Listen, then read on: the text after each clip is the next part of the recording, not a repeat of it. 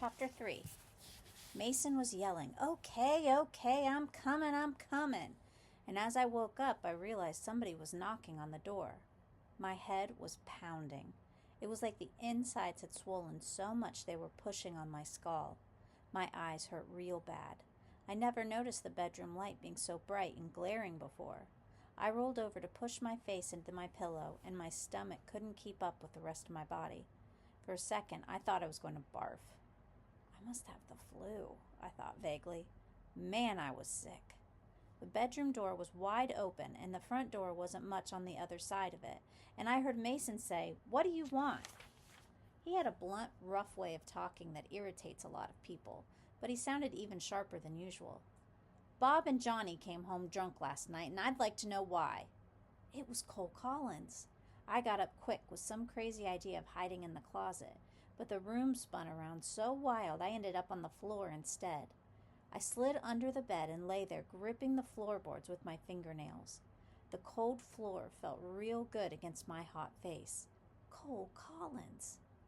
They were drinking, I imagine. Mason sounded real calm. "I know Bob. He's not the kind of kid to do something like that, and he certainly would never let Johnny drink." Cole sounded impatient. "Well," Mason said, measuring out his words like he was scared he was going to drop one, "if Bob wouldn't drink and wouldn't let Johnny, it sure is strange they came home drunk, isn't it?" "Dear God," I prayed, "don't let them get into a fight." Cole Collins was 6'4" and must have weighed 200 pounds. "So somebody got them drunk, and I'd like to know who." "Wasn't me." Mason bit off each word. He sounded like, as far as he was concerned, the conversation was over. Then Cole said, "Where's your brother?" I froze. I shut my eyes so tight I saw sparks. "Tell him I'm at school. Tell him I left home. Say that It wasn't him either. Why don't you ask Robert who it was?" There was a silence. Then Cole said, "Bob says he's to blame. He takes full responsibility. He isn't a good liar, though, even to protect someone else. I'd like to talk to Tex, if you don't mind." I had an image of him searching the room, dragging me out from under the bed. If Mason could knock my teeth loose, Cole Collins could knock my head right off my shoulders. "I mind all right," Mason was saying. "I mind a lot, as a matter of fact. Don't you have enough kids of your own to hassle?" My eyes flew wide open. Now he's done it. I started inching my way out, figuring if they got into it, I could help Mason. Cole was quiet, like he was so mad he couldn't talk. Then he said, "I'd appreciate it if in the future you didn't associate with my kids." "Tell it to them," Mason said, and slammed the door so hard the whole house rattled. The sound split through my head like a bolt of lightning. Mason was swearing a blue streak. I had decided to crawl out from under the bed, but on second thought stayed where I was. Mason came stomping in. "I'd like to know who he thinks he is. Associate with his kids. Hell, I reckon he thinks we'll corrupt the little darlings. So Bob's protecting somebody, huh? I sure tell you who you—" He broke off suddenly. "Tex?" I scooted out from under the bed. I was grimy with dust balls and cobwebs. My stomach started churning around again, and when I sat up, funny black lines kept floating across my vision. "Lose something?" Mason asked, sarcastic. "Well, get up and clean the tub out. You'll sure have to take a bath before school." I can't." I broke off, sneezing from the dust all over my face. Every sneeze felt like it was going to pop my head wide open. I held my head together with my hands. "I can't go to school," I finally finished. "I got the flu." "You got a hangover and you're going anyway." "This is a hangover?" I asked, amazed. "But Mason, I'm really sick." I thought about the times Roger Gennett came to class drunk or hungover, and he groaned about how miserable he was, and everybody laughed at him. Shoot, I wouldn't laugh at him no more. What I couldn't figure was, if drinking made you sick, why'd anyone want to do it? I got up queasily, went to the John, took one look in the tub, and got a case of the heaves. I leaned on the sink, trying to get steady. I got a look at myself in the shaving mirror. All the blood had drained out of my face till my tan looked like a layer of brown paint over white. "All right," Mason said, pulling on his boots. "You can stay home. Just get that mess cleaned up later." He gave a short, sudden, mean laugh. "What you thinking about?" I asked, crawling past him to get under the quilts.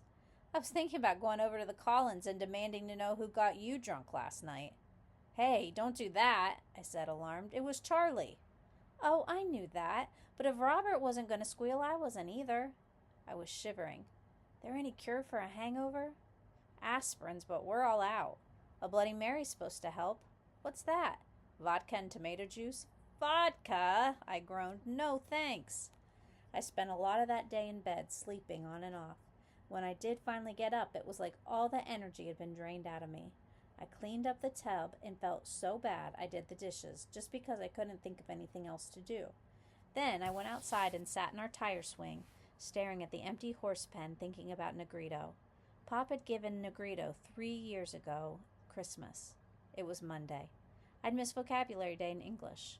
Well, Miss Carlson would be glad to know I added a new word to my vocabulary anyway. Depressed. Man, I never knew what the word meant before. I could see where they got it.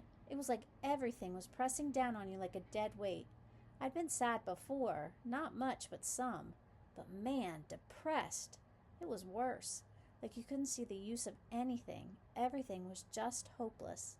I sat out there and twirled around in the swing, watching the dead leaves blow by.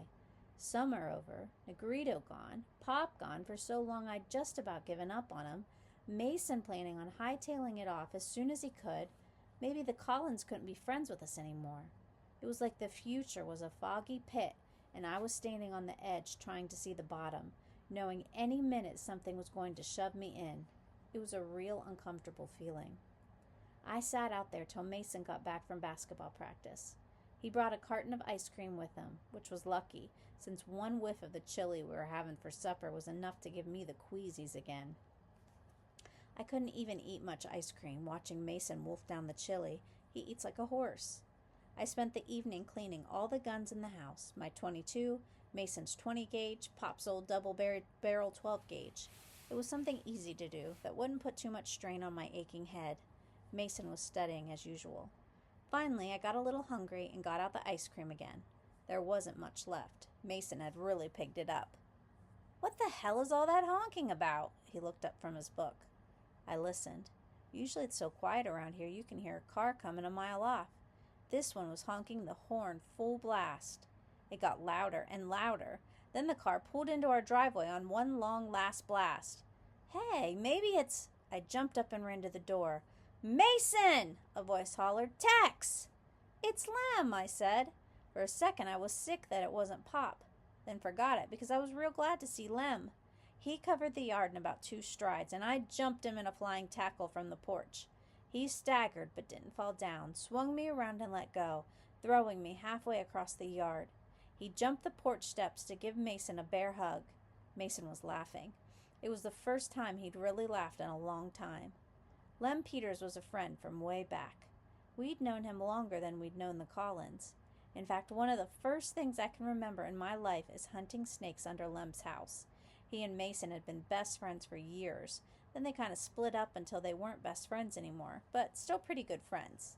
Lem was real good with horses. When we were little, all 3 of us would pile on Lem's white mare and go for miles across the countryside. Lem was someone who had always been there, so it had seemed strange when he got married and moved away last year. It was sort of the first time I realized that things weren't going to stay the same all my life. Mason was real glad to see him. He glanced at me sideways like a wicked colt and said, "Where's the wife?" "The wife?" Lem answered innocently, trooping in the house with us. Dropping down on the sofa, just missing sitting on my ice cream. "Well, I reckon she's with another man." Mason and me looked at each other. I had heard enough of Mason's dire predictions about Lem's marriage to get a little worried. But Lem didn't look mad or anything. He looked more like he was about to bust. And sure enough, in a minute he did with, "But seeing how he's only a couple of hours old, I don't think much will come of it, even if she is crazy about him." Mason got it before I did. He jumped up and yelled, "You're kidding!" Lem just beamed at him. I never saw a sober person look so silly. Suddenly it dawned on me. "You had your baby," I said. "Nope, Connie had my baby." Lem looked like a cat with kittens. If you know cats, you know what I mean. Every time a cat has a batch of kittens, she thinks it's the first and only set of kittens in the world. I've had several of them tell me so. All three of us were dancing around the room, laughing our heads off. Finally, we dropped to the floor. "A boy, huh?" I said. "Yep, little Lem." "Don't call him that," Mason said. He was still laughing, but there was a streak of serious in his voice. "You don't want another Lem Peters." Well, to tell the truth, he does look more like Connie. Kind of blonde and pug-nosed. Think maybe we ought to call him Little Connie instead? Mason just shook his head. He didn't much like being named after Pop. I wouldn't have minded it. Mace reached out to slap Lem on the back. "Tell your folks yet?" Lem's craggy face darkened. "Nope, they ain't gonna find it out from me either. All I heard when me and Connie got married was, 'Don't bring a squalling brat home for us to raise.' Well, they don't need to worry about that." We were quiet for a minute.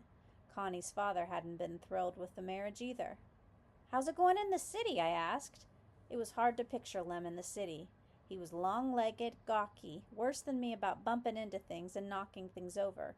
There would be a lot more things to bump into and knock over in the city. "All right. I got a job at a gas station. It don't pay much, though. Connie had a job for a spell, but it'll be a long time before she can go to work again. Anyway, I don't want her working." "Hey," Lem brightened up, "I ain't told the Collins yet. Let's go over there." "This time of night," Mason said. "You think Cole Collins is going to break out the champagne or something?" "Shoot, Cole don't have to know anything about it. We've been in that house when he didn't know anything about it. Let's go." "Mason," I said, thinking about what had happened that morning, "maybe—" "Can this be fearless Tex McCormick, the terror of the town?" Mason mocked me. Lem was looking at me funny, too. He'd always let me tag along from the very first, because I'd never been scared to do anything he or Mason would do. "Okay," I said. Cole Collins scared me a little. Not 'cause he was big or rich or vice president of a company. He just plain didn't act like I thought fathers were supposed to act. We started off across the field.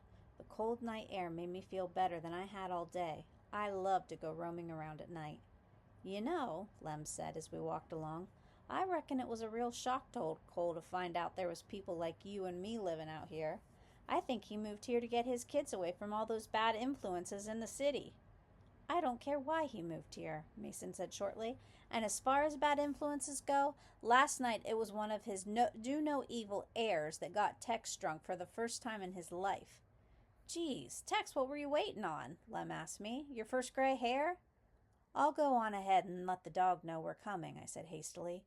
Mason hadn't bawled me out about last night yet, and I didn't feel like getting it in front of Lem.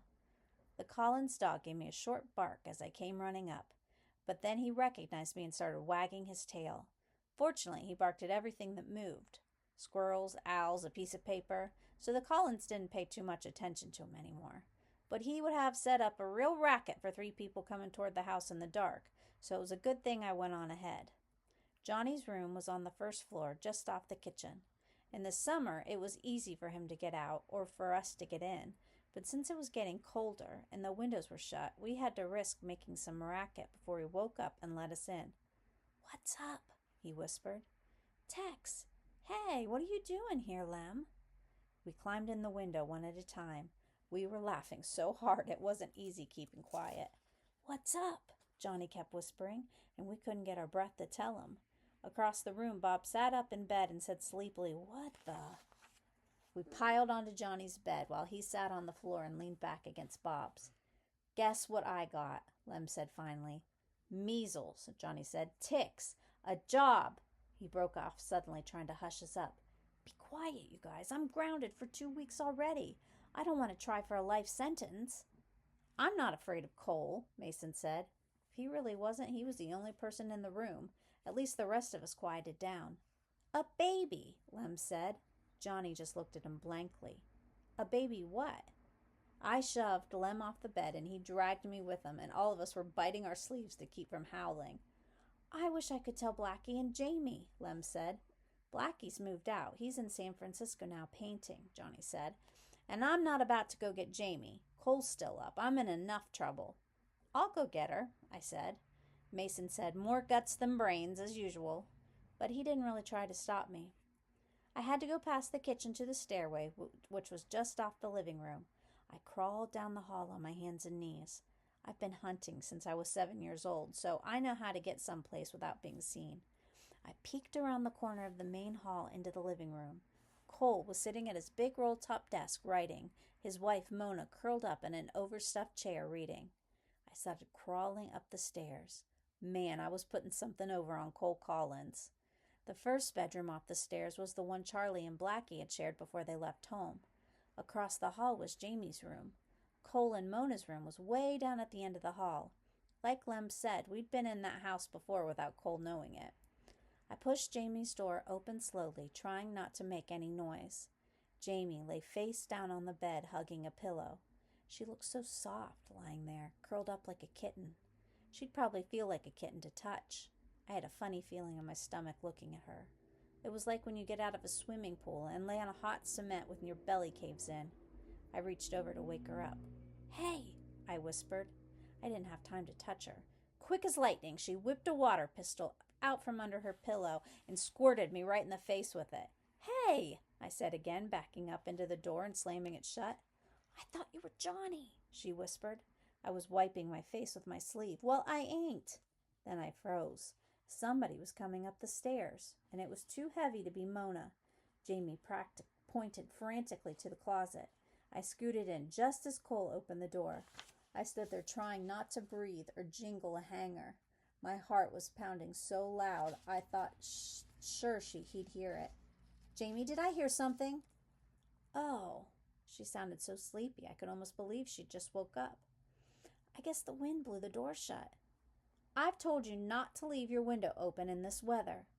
"I can't stand sleeping with closed windows." "You won't be able to sit if you don't."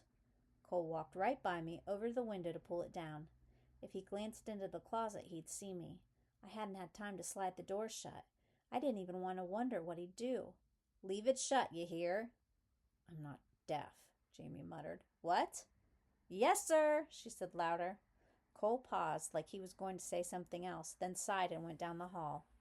I waited a minute, then came out. "I thought you were Johnny playing ghost or something," she whispered. "Well, that's as close to being a ghost as I want to get," I said. "Boy, howdy, you are always prepared, ain't you?" "You'd better believe it. What's going on?" "Oh, yeah, Lem's here down in Johnny's room." "Lem? Oh, I guess he's had his blessed event, huh?" "How'd you know?" "Well, it wasn't a big secret he was expecting one, was it? And I get A's in math. I can count to 9. "Come on," I said. "Let's go see him." I was still a little shaky from that close call. If I had to get caught in that house, I figured I'd be much better off getting caught in Johnny's room than Jamie's. We got back down the stairs okay. Johnny and Bob and Mason were sitting on one bed, while Lem was showing them how he'd paced the floor in the waiting room, smoking cigarettes, just like you see expectant fathers in cartoons. Everybody was laughing and trying not to make any noise. "Get in a rainstorm on the way?" Mason asked me. "Trigger-happy Jamie strikes again," Johnny said. "Be thankful it wasn't loaded with ink." And when Bob started to open his mouth, Jamie cut him off by saying, "It could have been my BB gun instead of my water pistol, so skip the lecture, Bobby." "Maybe you better go back to bed and try getting out on the other side of the bed," Bob said. I didn't want him fussing at Jamie, so I said, "Cole almost caught me in Jamie's room." "Man, can you imagine?" Jamie said. "Instant death." "Well, you are a little young to be keeping men in the closet," Johnny said. "If I had my way, that's where they'd all be." She turned to Lem. "So what was it?" "A boy," Lem said proudly. "Yeah?" said Jamie. "Well, don't worry. If it had been a girl, you could have just tried again until you got what you wanted." "Geez, don't get her started on her women's lib stuff," Johnny groaned. "I ought to know something about discrimination. Look who has a motorcycle and who doesn't," Jamie said. "I'm glad Connie doesn't mess around with that stuff," Lem remarked. "I think women ought to stay home and take care of their husbands and kids." Jamie's eyes widened, then narrowed down like a fighting cat's. Johnny gave me a look that said, "Oh, brother, now he's done it." "If Connie can figure out which end to diaper, she'll be doing better than most people expected. So I'm not surprised she doesn't mess around with that stuff." Lem, like Mason, was used to treating Jamie like a little kid. I was the one who noticed she wasn't a little kid anymore. "Jamie, you don't know nothing about being a wife and mother, so just hush." Jamie started to say something, caught a warning glance from Bob, and stopped for a second. Then she said, "Well, good luck with the Prince and Heir, Lem. You're going to need it. Personally, I don't think you two could raise a cat." Everybody sat there, the fun drained out of them. Nobody had wanted to think about the serious part of having a little kid. Lem looked tired all of a sudden, older, like he'd been reminded of things he'd been trying hard to forget. "You sure know how to cheer people up," Mason said to Jamie. "Lay off," I said sharply. Mason gave me a funny look. Jamie jumped up. "I was only telling the truth, and you know it." She stomped out and slammed the door on purpose. "Great," said Johnny. We didn't need any more encouragement for leaving, but Cole's voice on the stairway talking to Jamie gave us a good motive for speeding it up. We climbed out the window in a much bigger hurry than we climbed in it. "Here comes Cole," Johnny whispered. "See ya." He almost closed the window down on Lem's leg. We flattened ourselves up against the side of the house. If Cole looked out the window, he'd better not see anybody. We walked back across the field in silence. Mason and Lem were covering a lot of ground, the way long-legged people usually do, but I could have run circles around them. Night air affects me like that. I didn't, because it seemed like it would be disrespectful to Lem. He looked so sad and tired. He stopped on the porch instead of coming in with us. "I better get back. I gotta get up early and go to work." "Tell little Lem hey for us, huh?" I said. "Sure." Lem grinned a little. "I forgot to hand out my cigars." He took a handful of joints out of his shirt pocket. "Made up special, too. A guy I know at work gets it for me now. Real good stuff." I took one. It was almost as big as a cigar. Mason shook his head. "I'm in training." "Oh, yeah, basketball star. You'll have to teach Lem Jr. the fast break." "Sure," Mason said. Everybody was trying to sound cheerful, but it wasn't real like it was before. "I'll see you guys real soon. Come by when you get to the city." We watched Lem drive off. Mason went on in the house, but I stayed on the porch and thought about smoking the joint. "If you smoke that thing, don't come hollering to me in the middle of the night, dreaming something crazy," called Mason from inside. I thought about last night and put the joint in my pocket. Grass never did do much for me anyway. One of the few times I ever fell off a horse, not thrown off, I was high. A spunky horse on a cold morning was the best kind of high for me. "You know," I said coming into the house, "I never noticed how beat up our stuff is till I've been at the Collinses for a visit." The stuffing was coming out of a sofa cushion, and I hadn't even seen it before. "I notice it all the time," May said dryly. He sat in the armchair, biting at his lower lip and rubbing his stomach. That was a habit he'd just come up with recently. I wonder why Jamie was so hateful. I guess Lem can have a baby if he wants to. "Apparently he can even if he doesn't want to." Mason paused. Then he said, "She's right. Jamie's pretty smart for a spoiled brat." "But you sounded like you was happy for him." "Happy for him? Scrounging around, beating the bushes for money, married to an empty-headed bottle of peroxide? Jamie was right. They aren't fit to raise a cat. Sure, I'm tickled pink for him." "What is with you, Mace? You always sound mad lately," I said. Lem ain't mad about it. He's scared silly. He looked happy to me till Jamie started in on him," I said stubbornly. Mason stood up and started to stretch, stopping suddenly.